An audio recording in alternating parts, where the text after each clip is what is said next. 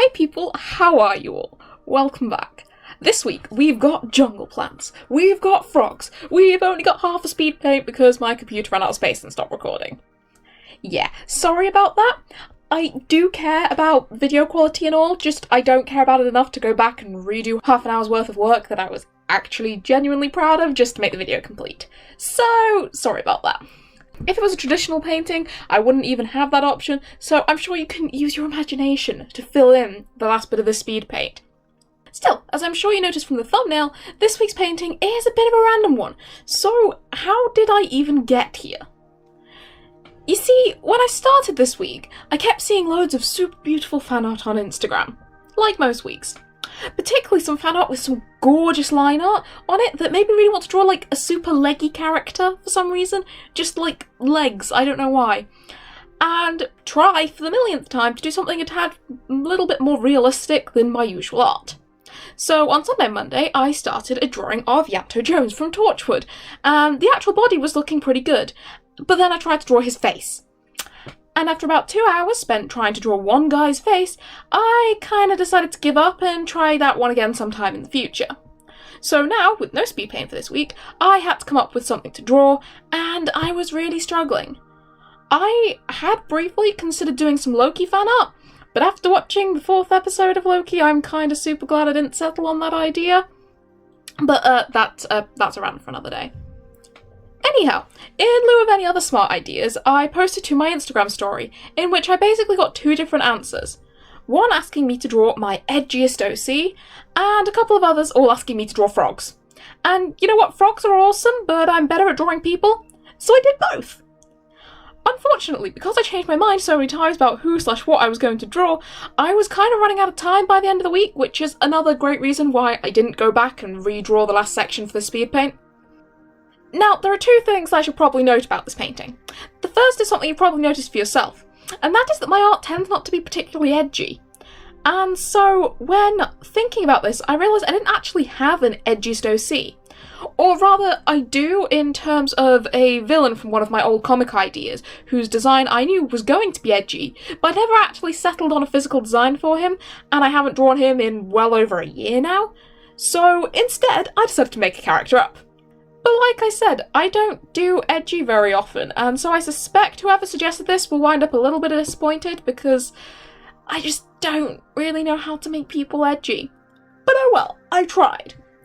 That said, I do acknowledge that this character turned out kind of more just military looking than proper edgy, but I was also drawing frogs and wanted my edgy character to be excited about the frogs because frogs are awesome, and I think that kind of is part of what made them less edgy because the little happy look on their face just kind of strips away all menace from this character that has knives hanging off the belt.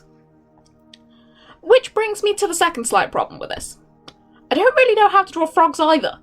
Like, obviously I got up some references and stuff, but I don't really have any practice putting them into my style, and so they ended up kind of blobby and oversimplified. Which is kind of cute, I think, but kind of makes them look like jelly. I don't really know. I mean, I tried to do a little thing with the shading where I did it in like little dots to try and give the impression of like the frog's skin, which I don't know if it actually made it into the speed paint because, like I said, there's a missing chunk. But I'm really not sure. So if you guys could just comment below your opinions on my frogs, and anyone with more frog experience than me, I would love some advice on how you're supposed to draw frogs. Which actually, and I'm probably gonna get blasted for this, but can somebody please explain to me the gay frogs thing? Like, it's super cute, but I always see frogs on LGBT posts, and I've never actually worked out where that came from. Maybe it's just one of those things that you're not supposed to know, I don't know. It's super cute, I have no idea who started that, and now they're everywhere, and I'm a little confused. So anyway, art. Something I was rather proud of with this one was the environment I stuck my character in. Whilst I'm still a bit half-assed about drawing surroundings and environments properly, I actually think this one came out rather well. Most of this, I reckon, is credited to the foreground rather than the background. Having to draw objects that are closer to the camera than the character usually forces me to put more detail and therefore more effort into them. In fact, the background of this is really just a blurry sketch that looks acceptable because of the foreground elements that cover most of it up. Which is something I should really keep in mind, as I noticed that my other painting that has a really good environment is my D&D concept character art piece, who's surrounded by sunflowers, and I absolutely love that painting. In fact, it's probably my favourite piece to date.